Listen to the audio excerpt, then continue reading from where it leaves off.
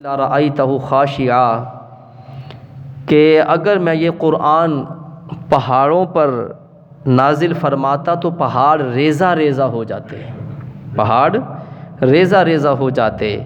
اسی قرآن کے اندر وہ قرآن کہ جس کی شان کے بارے میں آتا ہے کہ جس رات یہ قرآن نازل ہوا وہ رات لیلۃ القدر کی رات کہلاتی ہے۔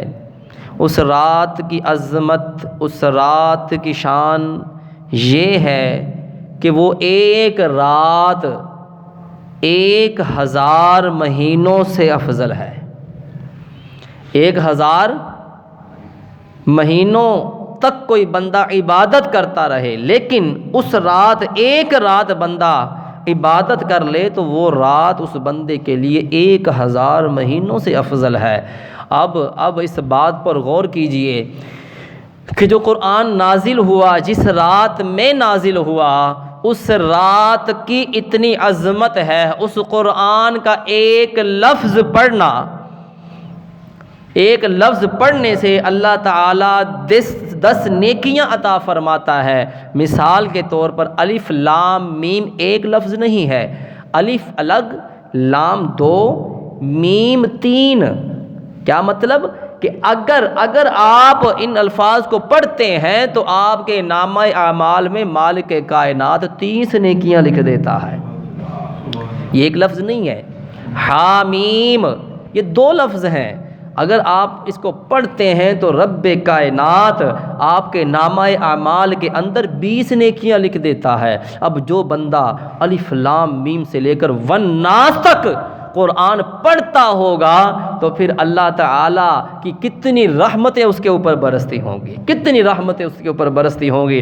اس لیے ہمیں قرآن کی تلاوت روزانہ بیس پر کرنی چاہیے، زیادہ سے زیادہ کرنی چاہیے، کوشش کرنی چاہیے کہ زیادہ سے زیادہ قرآن پاک کو ٹائم دیا جائے، نہیں تو کم از کم ڈیلی بیس پر 1 رکوع تو بندے کو یار پڑھنا چاہیے۔ 1 رکوع ہم اپنے کاموں کی ترتیب بناتے ہیں کہ ہم نے صبح اٹھ کر یہ کام کرنا ہے، فلاں کام کرنا ہے، پھر یہ کام کرنا ہے، فلاں ٹائم پر فلاں کام کرنا ہے، ہم ایک ترتیب دیتے ہیں۔ یار اگر ہماری اس ترتیب کے اندر جب ہم نے صبح سب سے پہلے اٹھنا ہے تو نماز سے پہلے اٹھنا ہے، نماز پڑھنی ہے، پھر نماز پڑھنے کے بعد 1 رکوع، زیادہ نہ پڑھیں۔ اگر اللہ تعالیٰ آپ کو ہمت دے، وقت ہو آپ کے پاس تو زیادہ بھی پڑھیں، لیکن 1 رکوع پڑھنے میں کوئی زیادہ ٹائم تو نہیں لگتا۔ 1 رکوع کی اگر آپ ڈیلی بیس پر تلاوت کرتے ہیں تو اندازہ کیجئے کہ ڈیلی بیس پر نمازوں کے علاوہ، باقی دیگر وظائف معاملات کے علاوہ، باقی نیکیوں کے علاوہ جب آپ ایک رکوع قرآن پاک کا پڑھیں گے تو اندازہ کر لیجئے کتنے الفاظ اس رکوع کے اندر آتے ہیں، اس رکوع کے اندر کتنے الفاظ ہیں۔ ہر لفظ کے عوض اللہ تعالیٰ اس قرآن پاک پڑھنے والے کے نامہ اعمال میں نیکیاں لکھ دے گا۔ اب یہ تو ہے قرآن پاک کی عظمت، یہ تو ہے قرآن پاک کی شان، اور یہ تو ہے جس رات قرآن نازل ہوا اس کی شان ہے۔ یار پھر بتاؤ جس کے اوپر قرآن نازل ہوا اس کی عظمت کا عالم کیا ہوگا، صاحب قرآن کی شان کیا ہوگی، صاحب قرآن کی عظمت کا عالم کیا ہوگا۔ اسی محبوب کی عظمت میں، شان میں رب کائنات فرماتا ہے وَرَفَعْنَا لَكَ ذِكْرَكَ، اے محبوب ہم نے آپ کے ذکر کو آپ کے لیے بلند کر دیا۔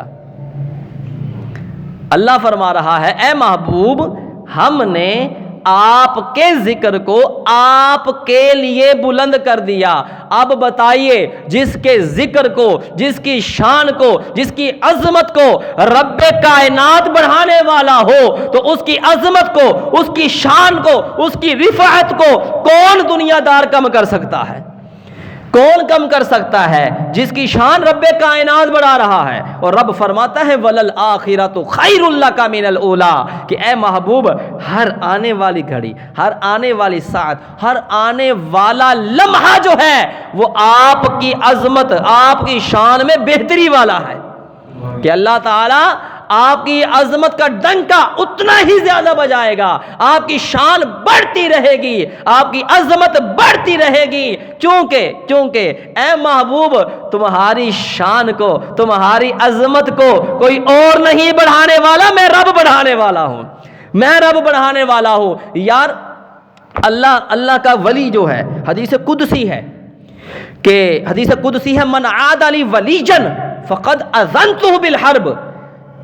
حدیث قدسی ہے کہ جو کسی اللہ کے ولی کے ساتھ دشمنی کرتا ہے، کسی اللہ کے ولی کے ساتھ، میں انبیاء کی بات نہیں کر رہا یہاں پر، یہ حدیث قدسی ولیوں کے بارے میں ہے کہ جو کوئی اللہ کے ولی کے ساتھ دشمنی رکھتا ہے، رب فرماتا ہے من عاد لی ولیجا فقد اذنتہ بالحرب، میں رب اس بندے کے ساتھ اعلان جنگ کرتا ہوں، میں رب اس بندے کے ساتھ اعلان جنگ کرتا ہوں۔ ہے کوئی جو رب کے ساتھ جنگ کرے؟ ہے کسی کی ہمت؟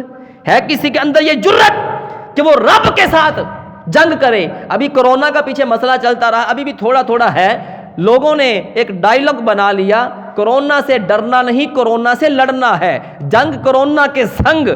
یار رب کی طرف سے آزمائش آئی، رب کی طرف سے ہم کے ہمارے اوپر پریشانی آئی، ہمیں چاہیے تھا کہ رب کی بارگاہ میں سجدے کرتے، قرآن کی تلاوت کرتے، اپنے گناہوں کی معافی مانگتے، اپنے گناہوں کی توبہ کرتے، یا ایھا الذین آمنوا توبوا الی اللہ توبۃ نصوحا کرتے، سچی توبہ کرتے اس رب کی بارگاہ میں۔ الٹا ہم نے کیا شروع کر دیا؟ کورونا سے ڈرنا نہیں، کورونا سے لڑنا ہے، کورونا کے سنگ جنگ کا اعلان ہو رہا ہے۔ یا کس کی؟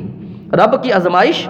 ہاں یہ تھا کہ ہم نے اس رب کی آزمائش کے اندر آ گئی ہے ہمارے اوپر، ہم رب کی بارگاہ میں سجدہ کرتے، رب کی بارگاہ میں نوافل ادا کرتے، اپنے گناہوں کی معافی مانگتے، اس رب کو راضی کرتے، اپنے ماں باپ کو راضی کرتے، حقوق العباد کا خیال رکھنا شروع کر دیتے، لوگوں کی عزتوں کا خیال رکھنا شروع کر دیتے، نمازوں کی پابندی کرتے، اپنی نگاہوں کو صاف کرتے، بد نگاہی سے بچتے، بد زبانی سے بچتے۔ ہونا تو یہ چاہیے تھا۔ اب رب فرما رہا ہے اگر حدیث قدسی ہے، جو بندہ میرے کسی ولی سے دشمنی رکھتا ہے، رب فرماتا ہے ولیًا فقد اذنتہ بالحرب، میں رب اس بندے کے ساتھ اعلان جنگ کرتا ہوں۔ اب یہ تو ہے کہ ولی کی بات رب کائنات کر رہا، حدیث قدسی ہے یہ۔ اب اندازہ کیجئے جو لوگ اللہ کے محبوب کے بارے میں طرح طرح کی باتیں کرتے ہیں، یہ بتاؤ پھر رب ان سے راضی ہے یا ناراض ہے؟ راضی ہے یا ناراض ہے؟ جب اللہ کے محبوب 1,24,000 قوم و بیش انبیاء کرام تشریف لائے، میرے محبوب علیہ الصلوۃ والسلام امام الانبیاء بن کر تشریف لائے، خاتم الانبیاء بن کر تشریف لائے، میرے محبوب کی آمد کے بعد رب کائنات نے نبوت کا دروازہ بند کر دیا۔ اب جو لوگ قادیانی لوگ، مرزائی لوگ جو نبوت کے دعوے کر رہے ہیں، بتاؤ وہ رب کے ساتھ اعلان جنگ کر رہے ہیں یا نہیں کر رہے؟ ایک ولی کے ساتھ اگر تم دشمنی کرتے ہو تو حدیث قدسی ہے کہ رب اس بندے کے ساتھ اعلان جنگ کرتا ہے۔ تو جو نبوت کا دعویٰ کر رہا ہے، جو میرے نبی کے بارے میں غلط زبان استعمال کرتا ہے، جو بندہ میرے نبی کے خاکے بناتا ہے، وہ مغرب میں بیٹھا، ڈنمارک میں بیٹھا، فرانس میں بیٹھا جو لوگ بندہ میرے نبی کی عظمت کے اوپر انگلی اٹھاتا ہے، اس کے کرنے سے کچھ نہیں ہوتا، وہ جو مرضی کر لے، کیونکہ رب فرماتا ہے وَرَفَعْنَا لَكَ ذِكْرَكَ۔ اے محبوب یہ لوگ جو مرضی کرتے رہیں، میں کہہ رہا ہوں کہ تیری شان جو ہے ہم نے تیرے ذکر کو تیرے لیے بلند کیا ہے، تیرے لیے بلند کیا۔ کوئی کہاں بیٹھا میرے محبوب اور خاکی کے بنتے ہیں جی، خاکی کے بنتے ہیں، میرا محبوب تو نور بن کر تشریف لایا ہے۔ میرے محبوب کی اصلیت، ایک صحابی نے عرض کیا آقا حضرت یوسف علیہ الصلوۃ والسلام کو عورتوں نے دیکھا جب زلیخا یوسف علیہ السلام کے اوپر عاشق ہو گئی، محبت ہو گئی اس کے ساتھ، اس کی سہیلیوں نے کہا اے زلیخا ایک غلام کے اوپر عاشق ہو گئی ہے، خیر ہے تجھے؟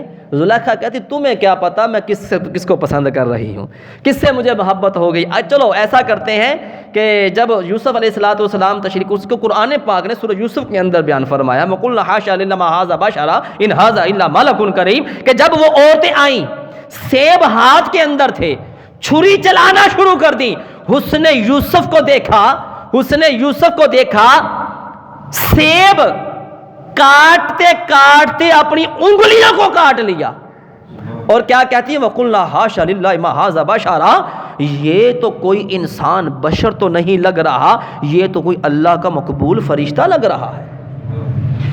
حضرت یوسف کو دیکھا، سیب کی جگہ انگلیاں بھی کاٹ لی۔ صحابی کہتے ہیں آقا ہم آپ کو دیکھتے رہتے ہیں، کبھی ایسا نہیں ہوا۔ میرے محبوب علیہ السلام نے ارشاد فرمایا اے یارو سنو، میرے رب نے میرے چہرے کے اوپر 70,000 نوری پردے ڈالے ہوئے ہیں۔ کتنے؟ 70,000 پردے ڈالے ہوئے ہیں۔ اے میرے یارو اگر میں ایک نوری پردہ اٹھا دوں حسن یوسف پر تو عورتیں کم ظرف ہوتی ہیں، عورتوں نے انگلیاں کاٹ لی، اگر ایک پردہ میں اپنے چہرے سے اٹھا دوں تم اپنی گردنیں کٹوا لو، تمہیں پتہ بھی نہ چلے، تم اپنی گردنیں کٹوا لو۔ وہ محبوب، اس محبوب کے بارے میں رب فرماتا ہے وَرَفَعْنَا لَكَ ذِكْرَكَ، اے محبوب ہم نے آپ کے ذکر کو آپ کے لیے بلند فرما دیا۔ اللہ فرماتا ہے قُلْ إِن كُنتُمْ تُحِبُّونَ اللَّهَ فَاتَّبِعُونِي يُحْبِبْكُمُ اللَّهُ، اے محبوب آپ ان سے فرما دیجئے اگر یہ کہتے ہیں کہ ہمیں اللہ سے محبت ہے تو فَاتَّبِعُونِی، وہ تیری اتباع کریں، يُحْبِبْكُمُ اللَّهُ، میں اللہ ان سے محبت کرنا شروع کر دوں گا، میں اللہ ان سے محبت کرنا شروع کر دوں گا۔ اور ایک اور جگہ پر رب کائنات فرماتا ہے وَإِذَا قِيلَ لَهُمْ آمِنُوا كَمَا آمَنَ النَّاسُ قَالُوا أَنُؤْمِنُ کما آمن السفہاء، کہ ایمان ایسا لے کر آؤ۔ ایمان کیسا ہونا چاہیے؟ یہاں پر اب رب کائنات اپنے محبوب کے صحابہ کی شان بیان فرما رہا ہے، اور اسی کے اندر جو بات اصل ہے کہ اپنے محبوب کی عظمت کو بھی اجاگر کر رہا ہے۔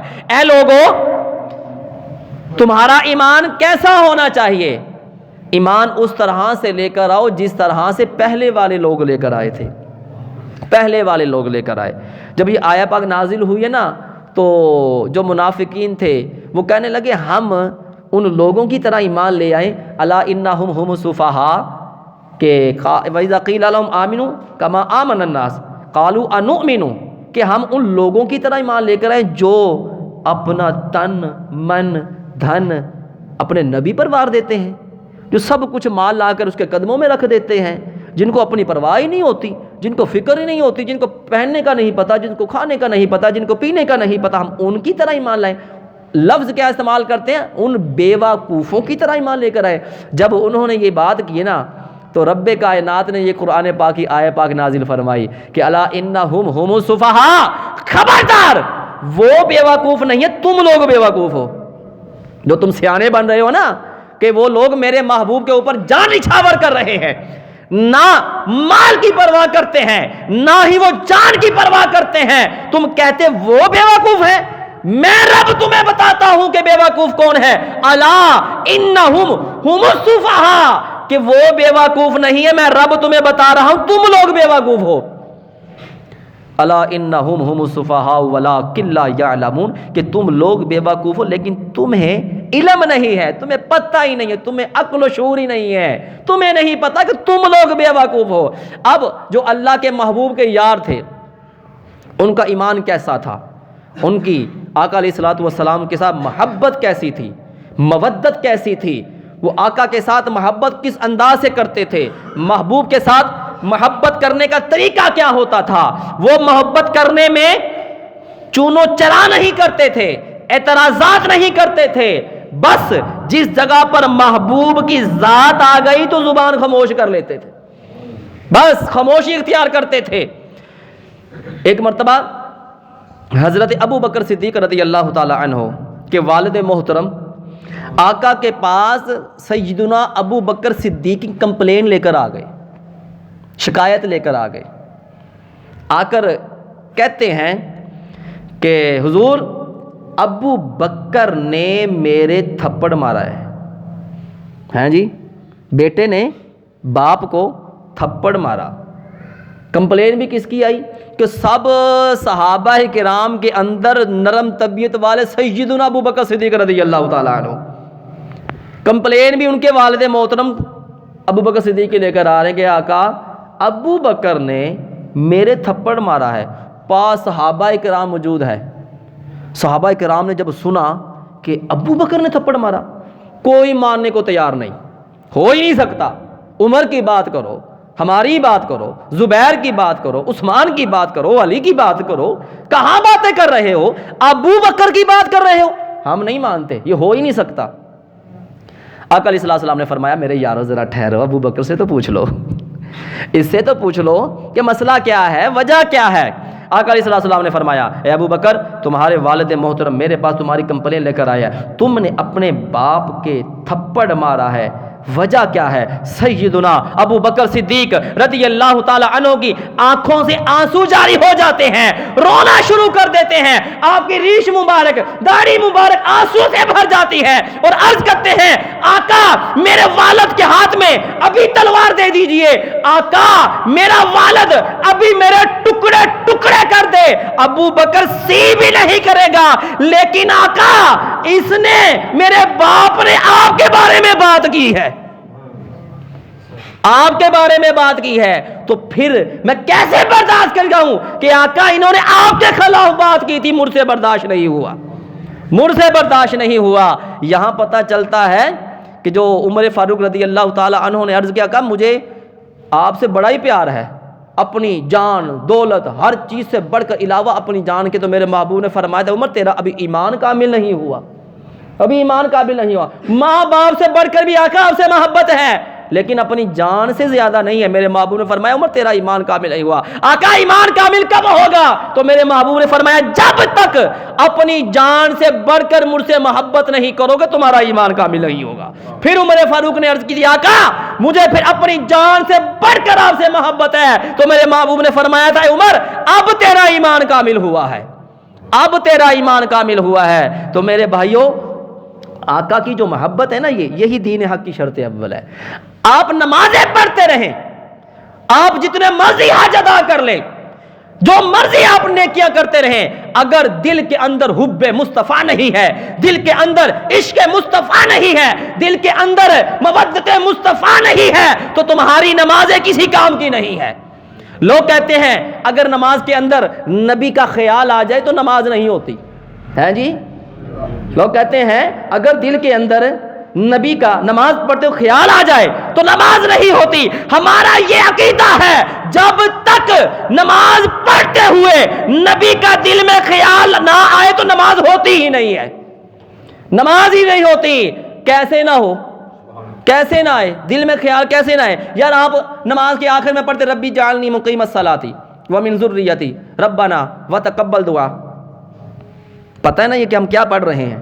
ربنا اغفر لی والی والدیا، آپ کو پتہ ہے نا کہ ہم اس کے اندر اپنے والدین کے بارے میں دعا مانگ رہے ہیں، والی والدیا نماز پڑھ رہے ہیں۔ جس کو تو ترجمہ آتا ہے جب وہ پڑھ رہا ہوگا مجھے بتاؤ کہ اس کے ذہن میں اپنے ماں باپ کا خیال آئے گا کہ نہیں آئے گا؟ آئے گا یا نہیں آئے گا؟ یقیناً آئے گا کہ میں دعا مانگ رہا ہوں یا اللہ میرے والدین کی کو بے حساب بخش دینا، دعا مانگ رہا ہوں، نماز کے اندر ماں باپ کا خیال آ رہا ہے، جب تیری نماز نہیں ٹوٹ رہی اور تو کہتا ہے کہ نبی کا خیال آ جائے تو نماز ٹوٹ جاتی ہے۔ ہم کہتے ہیں اس بندے کی نماز ہوتی ہی نہیں کہ جس کے دل کے اندر نبی کا خیال نہ آئے، جس کے دل کے اندر حب مصطفیٰ نہیں ہے، جس کے دل کے اندر عشق مصطفیٰ نہیں ہے، اس کی نماز کسی کام کی نہیں ہے، کسی کام کی نہیں، وہ ٹکرے مار رہا ہے، ٹکرے مار رہا ہے۔ حضرت عمر فاروق رضی اللہ تعالیٰ عنہ، آقا علیہ الصلوۃ والسلام کبھی اپنے یاروں سے ناراض ہو جاتے تھے نا، میرے محبوب کا ناراض ہونا بھی رحمت ہے، میرے محبوب کا ناراض ہونا بھی رحمت ہے۔ کبھی کوئی بات ہو جانی تو آقا علیہ الصلوۃ والسلام اپنے یاروں سے کبھی خفا ہو جاتے، ناراض ہو جاتے، تو سیدنا عمر فاروق رضی اللہ تعالیٰ عنہ آقا کو مناتے ہیں۔ اب منانے کا انداز کیا ہے؟ ہمارا بھی دیکھ لیجئے، ہم ہمارے ماں باپ جب ناراض ہوتے ہیں ہم کس طرح سے مناتے ہیں، ہمارا مرشد ناراض ہو جائے تو ہم کس طرح سے مناتے ہیں، ہمارا بڑا بھائی ناراض ہو جائے تو ہم کس طرح سے مناتے ہیں۔ اول تو گونگلواں تو مٹی لانے اسی کہ بس ایم اس طرح سے یار مینوں معاف کر دے، منہ پرے ہوندا ہے جی، انداز ہے یار کسی کو منانے نکلے ہو نا تو پھر اس انداز سے مناؤ کو جس کو منانے جا رہے ہو وہ خود ہی کہہ دے جا یار تجھے معاف کیا، میں نے تجھے معاف کیا۔ اب آقا علیہ الصلوۃ والسلام کسی بھی صحابی سے ناراض ہوتے تو عمر فاروق رضی اللہ تعالیٰ عنہ جلیل القدر صحابی، وہ صحابی رسول کے جس کو دیکھ کر شیطان بھی راستہ بدل لیتا تھا، شیطان بھی راستہ بدل لیتا تھا۔ آقا علیہ الصلوۃ والسلام ناراض ہوتے تھے تو عمر فاروق رضی اللہ تعالیٰ عنہ ہائے ہائے گھٹنوں کے بل زمین پر بیٹھتے تھے، اپنے گھٹنے زمین پر رکھتے۔ جس طرح سے ہم جب سجدے میں جاتے ہیں، سجدہ کرنے کا طریقہ اصل یہ ہے کہ ہم پہلے گھٹنے رکھیں پھر ہاتھ رکھیں، لیکن ہم تو سیدھے ہی ہاتھ رکھتے ہیں نا۔ اصل سجدہ کرنے کا طریقہ یہ ہے کہ ہم پہلے گھٹنے رکھیں پھر ہم ہاتھ رکھیں۔ سیدنا عمر فاروق رضی اللہ تعالیٰ عنہ پہلے گھٹنے رکھتے پھر اپنی کوہنیاں رکھتے زمین کے اوپر۔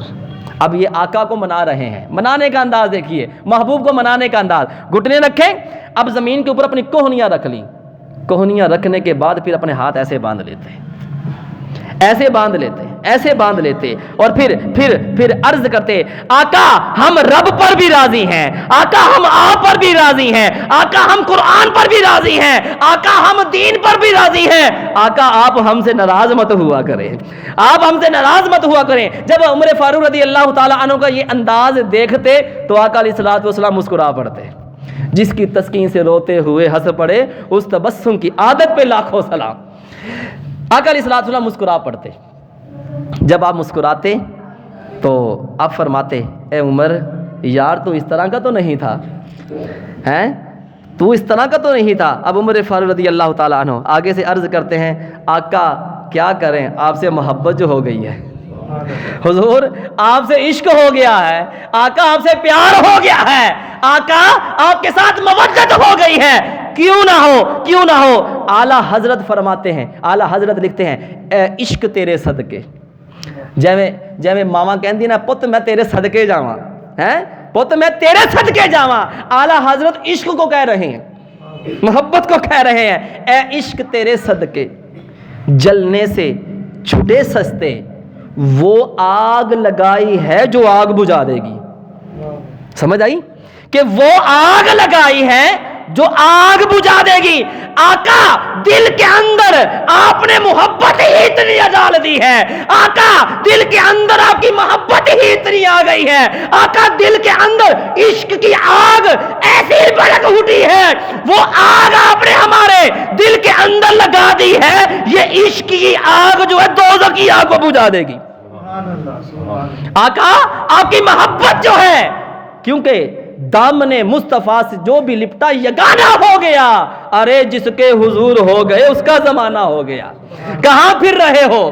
اگر تم چاہتے ہو کہ دنیا تمہاری ہو جائے تو پھر اس محبوب کا دامن پکڑ لو، اس محبوب کا دامن پکڑ لو۔ آقا علیہ الصلوۃ والسلام کی محبت کی بات چل رہی ہے۔ ایک مائی، بوڑھی مائی حضور کے پاس حاضر خدمت ہوتی ہے، ہائے ہائے امام الانبیاء خاتم الانبیاء، مالک کونین ہیں پاس کچھ رکھتے نہیں، مالک کونین ہیں پاس کچھ رکھتے نہیں، دو جہاں کی نعمتیں ہیں ان کے خالی ہاتھ میں۔ ایک لباس پہنا ہوا ہے پھٹا ہوا، ٹانکے لگے ہوئے، منبر پر تشریف فرما ہے حضور۔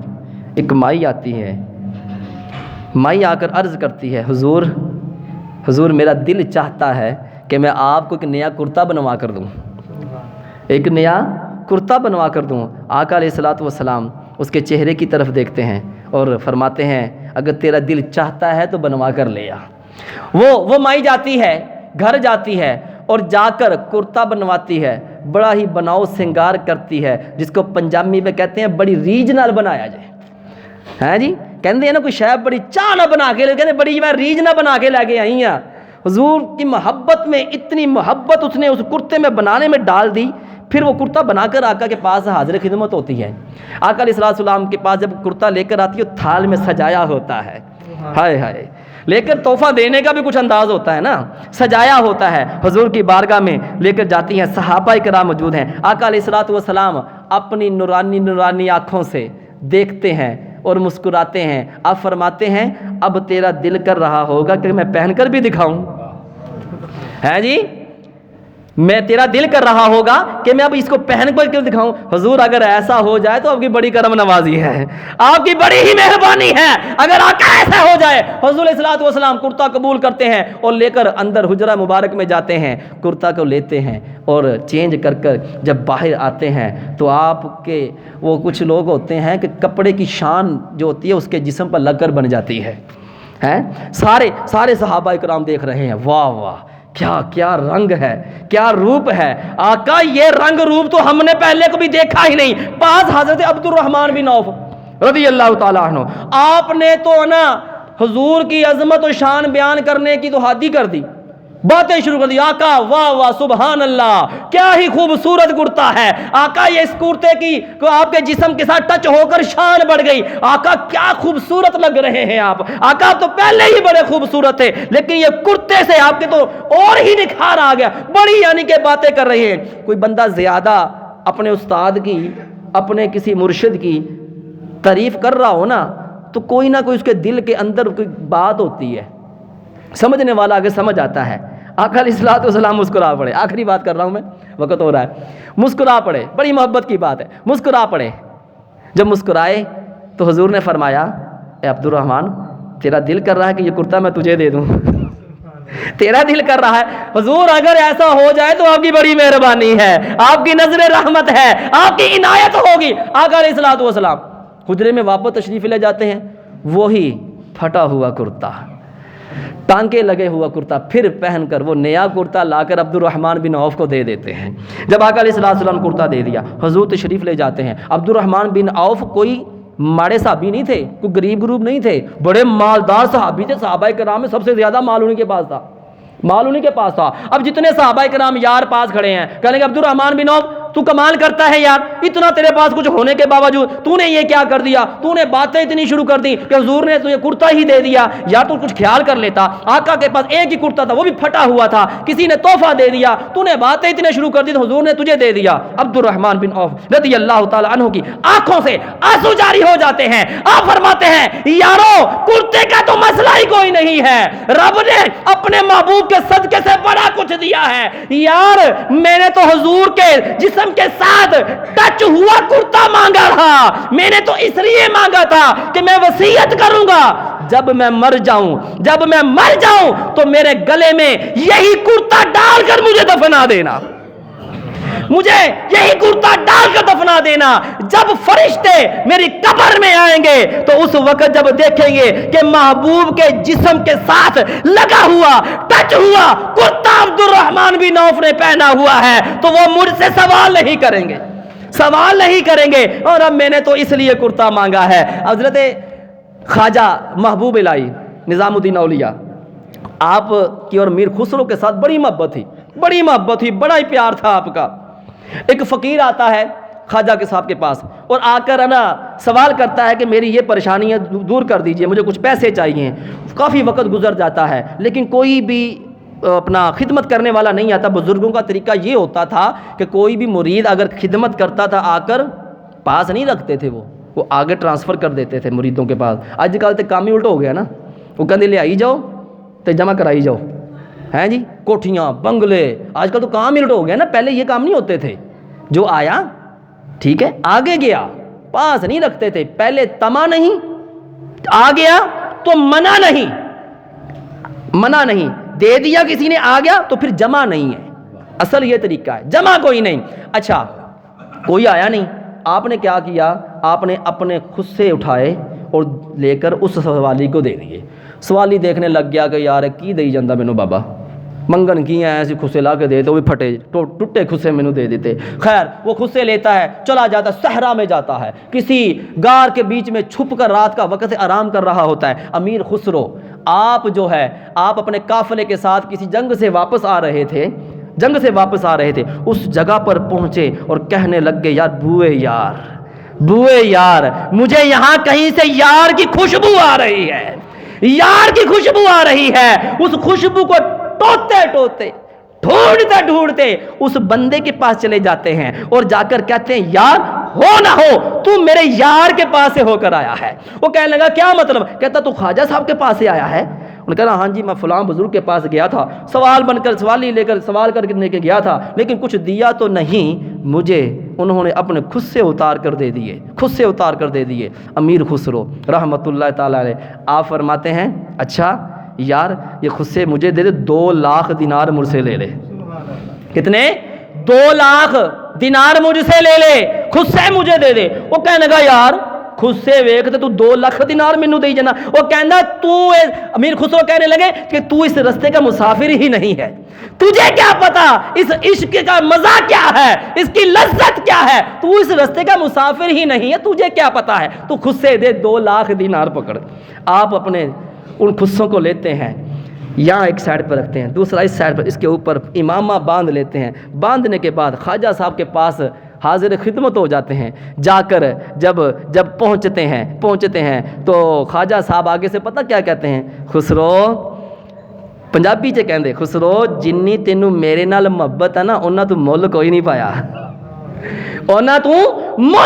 پایا، امیر خسرو نے یہ نہیں کہا باپ جناب جی 2 لاکھ دینار دے تواڈے خوشیاں دے تسی حالے بھی کی کہی جانے ہو، نہیں، انہوں نے کہا حضور بندہ بھی تے میں بہت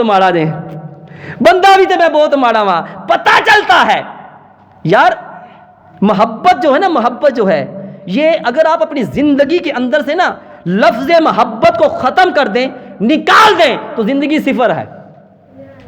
جب آپ کو محبت ہے اپنے آپ کو کسی سے محبت ہی نہیں ہے یار، اپنے ماں باپ سے محبت نہیں ہے، اپنے اولاد سے محبت نہیں ہے، تو بتائیں وہ بندہ کیا ہے؟ کہندا یار فارغا انہوں کسی نہ ہے ہی کوئی نہیں، غرض ہی کوئی نہیں انہوں تے، یہ فارغا۔ محبت جو ہے یہ ضروری چیز ہے، لیکن کاش کہیں ہمیں اللہ اور اس کے محبوب سے محبت ہو جائے، ہم اس محبوب کی محبت میں اپنے زندگی کو چینج کر لیں، ہم نماز پڑھنا شروع کر دیں، ہم قرآن پڑھنا شروع کر دیں، ہم حقوق العباد کا خیال رکھنا شروع کر دیں، ہم اپنے ہمسایوں کا خیال رکھنا شروع کر دیں۔ محبت اسی چیز کا نام ہے۔ ہم میلاد مناتے ہیں، میلاد منایا جاتا ہے، سیرت کو اپنایا جاتا ہے۔ ہم میلاد مناتے ہیں لیکن سیرت کو نہیں اپناتے۔ میرے محبوب کی پیاری پیاری سیرت کو اپنائیے۔ میرے محبوب نے فرمایا قرۃ عینی فی الصلاۃ کہ نماز میری آنکھوں کی ٹھنڈک ہے، نماز میری آنکھوں کی ٹھنڈک ہے۔ میرے محبوب نے فرمایا کہ جس کا ماں باپ جس پر راضی ہوگا اسی کے اوپر اس کا اللہ بھی راضی ہوگا۔ اپنے ماں باپ کی خدمت کیجئے، نماز کی پابندی کیجئے، قرآن کی تلاوت کیا کریں، بچوں پر شفقت کریں، بڑوں کا احترام کریں۔ یہی ہمیں دین کی تعلیم ہے، یہی ہمیں تعلیم ملتی ہے۔ رب کائنات کی بارگاہ سے دعا ہے کہ رب کائنات ہمیں عمل کی توفیق عطا فرمائے۔